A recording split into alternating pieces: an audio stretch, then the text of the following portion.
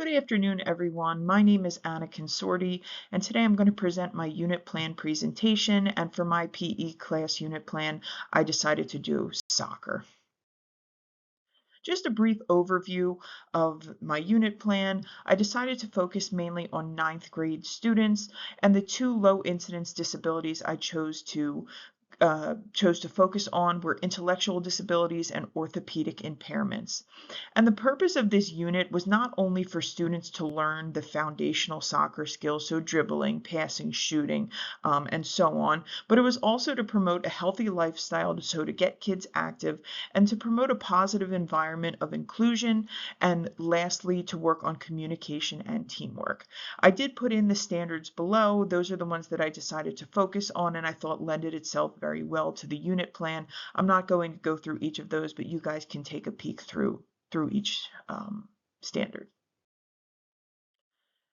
First off, I just want to give a brief overview of the knowledge and skill goals that I decided to focus on. For knowledge goals, students will be able to learn the basic rules, positions, and objectives of soccer, key soccer terminology, so dribbling, passing, shooting, defending, what offsides means, what a goal is, and lastly, the role of teamwork, communication, and cooperation in sports. There's a lot of overlap that doesn't just apply to soccer, but applies to all team sports. Next, for skill goals, students will be able to demonstrate foundational soccer skills, so those dribbling, passing, and just movement skills in general. They'll be able to collaborate with their peers, and we had mentioned before, team-based activities and small-sided games really allow for students to interact with each other, build camaraderie with one another, create an inclusive environment, and allow for teamwork and communication to happen. And then lastly, as we had mentioned as well, to follow game rules. Students will be able to follow the game rules as we build upon each lesson, and then they'll also be able to communicate with their teammates. First, I just wanted to give a brief introduction to intellectual disabilities and orthopedic impairments. So generally, intellectual disabilities are often characterized by, needing requiring more structured routines, visual supports, and simplified instructions.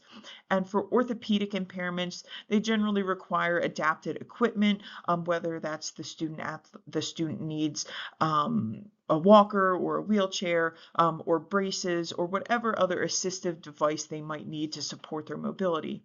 And I just wanted to go through, before I went through each lesson specifically, there were the adaptations that I implemented really reached across all of the lessons. So the first one will be visual cue cards, posters, and video demonstrations for skill modeling. Additionally, modified balls, so that's lighter or larger or foam soccer balls, and that makes it more accessible for students with mobility problems. Additionally, adjusted distances for partner-based activities. So if normally you're kicking or passing at 20 feet, we might shorten that to 10 feet just to make it a little bit easier. And then lastly, I think this applies to most low incidence disabilities. Frequent verbal praise and positive reinforcement is essential for positive engagement in PE classes. Next, I'm just going to start with my lesson 1 overview. It's an introduction to dribbling. So the focus of this lesson was to introduce the basic steps of dribbling. So working on light touches, keeping your knees bent, keeping your eyes up, and using both feet as you dribble forward. Students were able to do partner work and small group work, where students would dribble around a set of cones, and they would come back and pass the ball off to another kid as well. Adaptations, as we had mentioned before, were providing foam or lighter balls, shorter distances to dribble, and using the assistive devices for equipment and drills when needed, and additionally providing broken down instructions for students with intellectual disabilities or even orthopedic impairments was very useful, and I really tried to focus it on keeping it maybe 1 to 2 steps that they're focusing on for their dribbling pace. Slowing down the dribbling pace will be useful. Not expecting those students to just run out and start running and dribbling, but just we have to walk before we can run kind of thing. Lesson 2 was more focused on passing and receiving.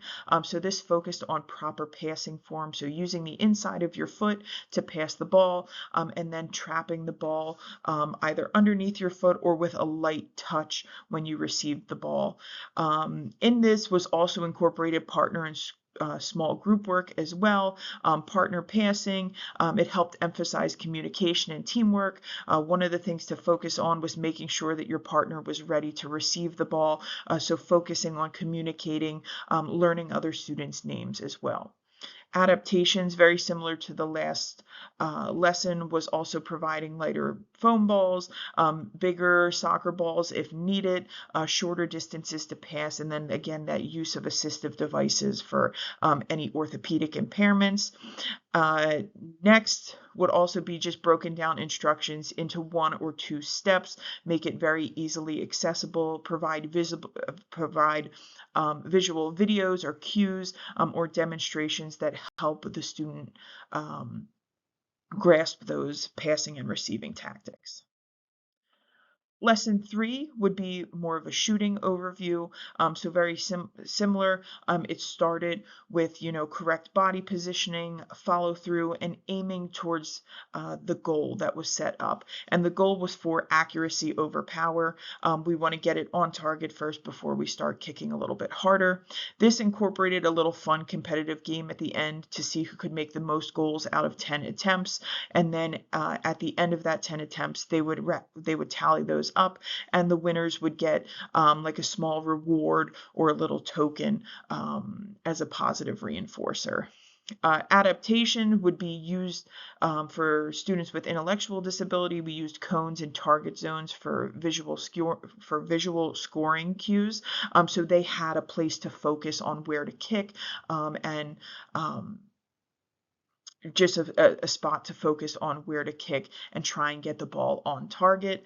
Additional supports would be for balance. It is a little more taxing on your balance for shooting, so working with those kids with orthopedic impairments to ensure that they have all of the safety equipment, but assistive equipment that they need to try and achieve these tasks.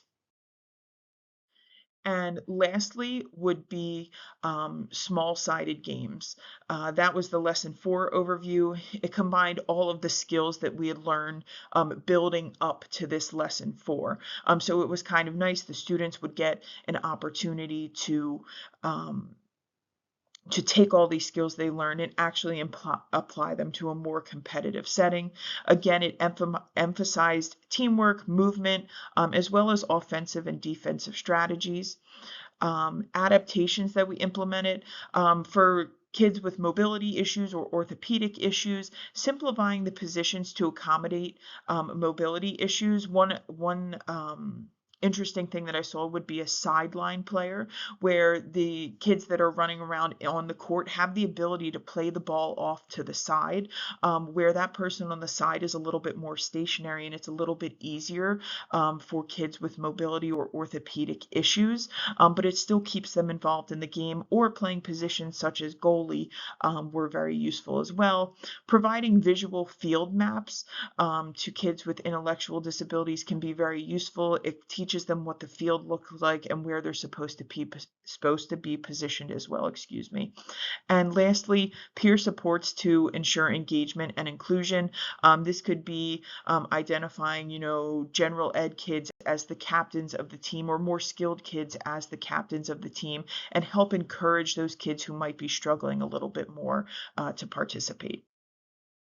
Lastly would be the assessment tools that I used. Each class period ended with an exit ticket where the students would do a self-reflection and identify what they thought went well and what they thought that they could improve on.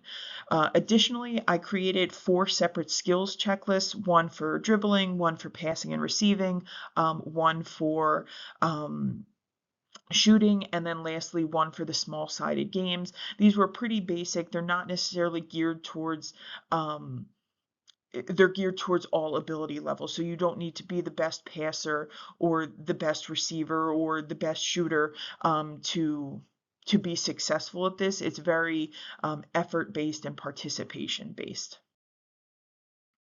And lastly, some things I would like to improve on. I think there could be better lesson pacing, meaning that this might take more than 4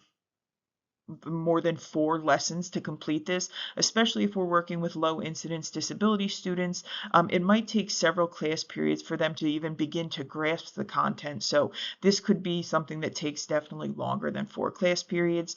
And then I thought there was also better opportunities for peer assisted learning. If this is a blended class of both general ed and special ed students, there's great opportunities for inclusion and for leadership to occur with those more skilled kids to help teach everybody the basic foundational skills.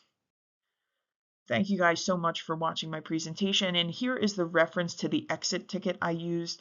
It had 2 options, one where it was more of a visual exit ticket, where it was just a general, do you think that it went well, did it not go well, and then also there was another one in there that was a little bit more writing that asked for more specifics of what did you think went well about this class period, what didn't go well, and what would you like to improve on in the future. Thank you guys so much.